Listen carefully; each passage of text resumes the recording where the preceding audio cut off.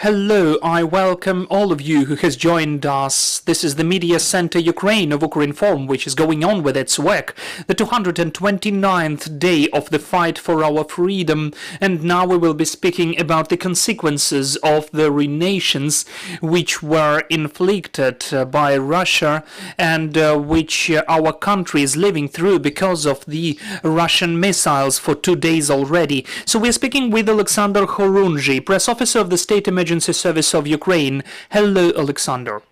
Glory to Ukraine, glory to the heroes. Hello, everyone. So let us now speak about the consequences and the work which, as far as we understand, is still going on. What has taken place? What are the consequences of yesterday's and today's shellings? On the 10th of October, we had the mass shellings, the missile strikes by Russian Federation, the consequences of which were mostly the objects of critical infrastructure hit in 13 regions and Kyiv city. There were 51 fires there. In fact, all of the fires are now being extinguished, and the energy sector employees are working on the recovery of the energy or power supply. As of 10 p.m. yesterday, we did not have power in more than 1,300 settlements all over Ukraine. Now this figure is 180. This is the colossal volume of work by the energy sector employees, the rescuers, and the communal services employees. We thank them for that. As of the involvement of the staff, we had more than 1,000 people involved and 120 units of the main and special firefighters and rescue equipment.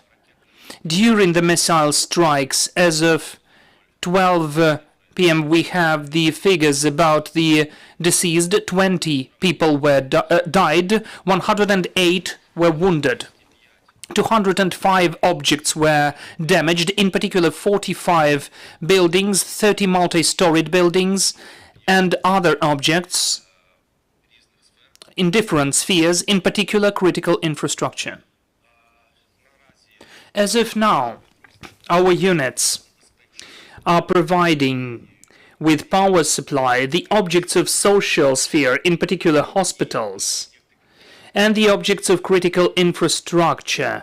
We have found out we've installed 25 power generators of different capacity for the people who are now in the hospitals, for instance, could get the power supply. And also, in particular, there were psychologists of the State Emergency Services working in the shelters. We were providing psychological help and support, and mostly working with children and elderly. Now everybody is in panic state, so psychological help is very important as well. This role is played by our psychologists of the State Emergency Service. And also I'd like to say that as a consequence of these strikes, partially, the power supply was cut in 15 regions. As I already mentioned, in fact, 180 settlements so far don't have power supply, where there still can be some of the blackouts. So if we speak about the today's shellings, we know that Lviv region, Ivano-Frankivsk region, Vinnytsia region, Zaporizhia region are under shelling. What is taking place there now? I cannot make public the information which is about the separate regions, about Lviv, Vinnytsia regions. I can only tell about Zaporizhia. I can speak about that because some time passed. Today we had the civil object under fire. There was the fire, and the area of fire was approximately 100 square meters. The rescuers extinguished it. Unfortunately, a guard at the place of this object died. As far as I understand, there are still rescuing works ongoing as of now. Yes, the works are ongoing, And we know about the consequences of the shellings on the 8th and 9th of October. So now we've sent there some of the additional combined unit of the State Emergency Service of 50 people who are helping taking away the rubble and to provide the emergency restoration works, in particular the infrastructure objects. We're also involving volunteer organizations for them to help us to restore and take away the rubble and debris. We've organized food at the places of the works, so people are uniting to overcome the consequences of Russian aggression, as it used to be in other cities like Trostianets and Borodyanka, when we had to involve people, when people were just coming and helping to take away the rubble. We understand that the challenges are multiple, and your service is working in the incredible and just emergency state. What is taking place at the deoccupied Kharkiv region? I know that you don't stop your work there in spite of the shellings in other regions. What's the situation there? As of Kharkiv region, we have the constant work of the combined unit of the State Emergency Service, more than 200 people. The vast majority of those people are pyrotechnicians, because the territories, the areas, turned out to be, according to our calculations, I think that there will be a certain part of minings, but it exceeded any of our calculations, because the enemy mined, in fact, all of the objects of infrastructure. Those are, of course, the gas supply pipelines and water pipelines. So to restore power supply and any other critically important services like gas and water supply, we need to demine those objects first. So now we've focused a big amount of support from the pyrotechnical units in Kharkiv region. They are the best, and they're conducting this demining work. Those are the units from all over Ukraine.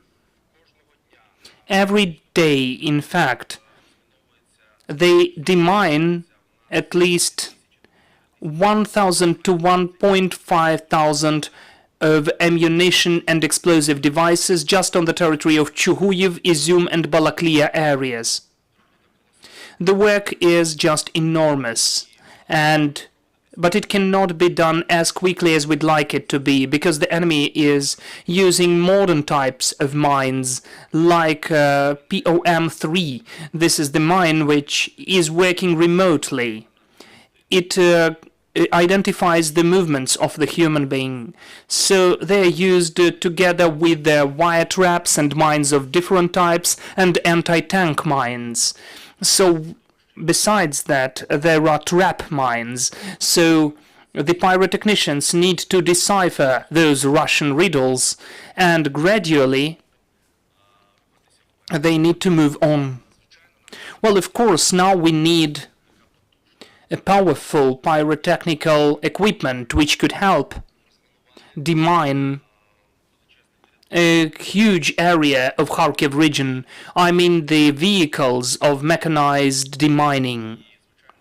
And of course, we now address the international organizations and donor countries, which we do hope will provide us with those vehicles for us to speed up the demining process of these territories, because lots of areas are mined. I'd like to drive your attention to the fact that the enemy is using, in such towns like Balaklia and Izum, the prohibited mines by all of the conventions. These types of ammunition like PFM-1, they are also called butterfly mines. They are really very multiple, so the pyrotechnicians have found out 35 to 40 mines which have to be destroyed. It's impossible to demine them. They're very small, they are just not noticed in the grass, so we address to the people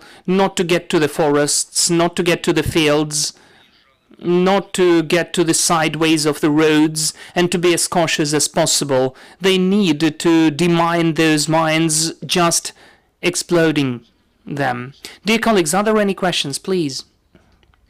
Hello, Maria Honchar, Ukrinform. The first question. Yesterday you said that among the affected, because of the attacks of Russian Monday, there are children. Do you have any precise data about children affected by the shellings?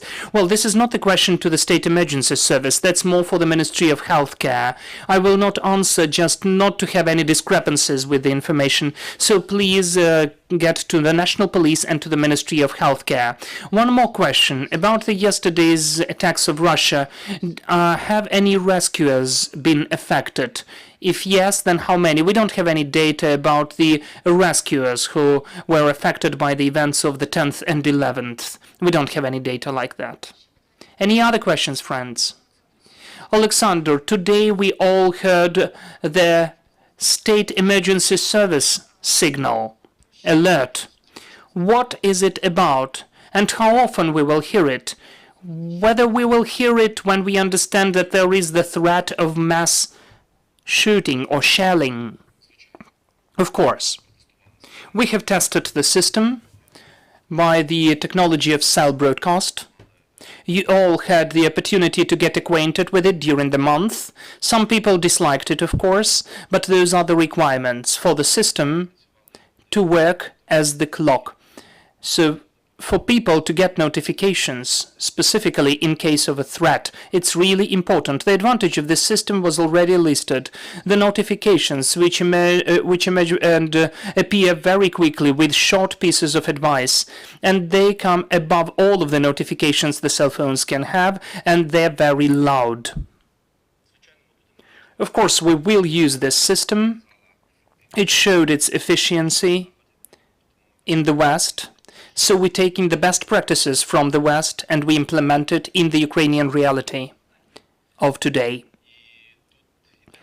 So we are not only speaking about the air raid alerts or the threats of shellings. Here we are also speaking about the emergencies and warnings about the emergencies. First of all, during the disasters and emergencies, contingencies of the technogenic or natural character, that is flooding or chemical danger and so on. I thank you that you've joined our air today. I will remind you we had Oleksandr Khorunzhiy, press officer of the State Emergency Service of Ukraine. Dear friends, I remind you that our next briefing will take place at 3:30 p.m. We'll have the air with Mykola Povoroznik, first deputy head of the Kyiv City-State Administration, and we'll be speaking about the security measures in the capital city. Stay with us.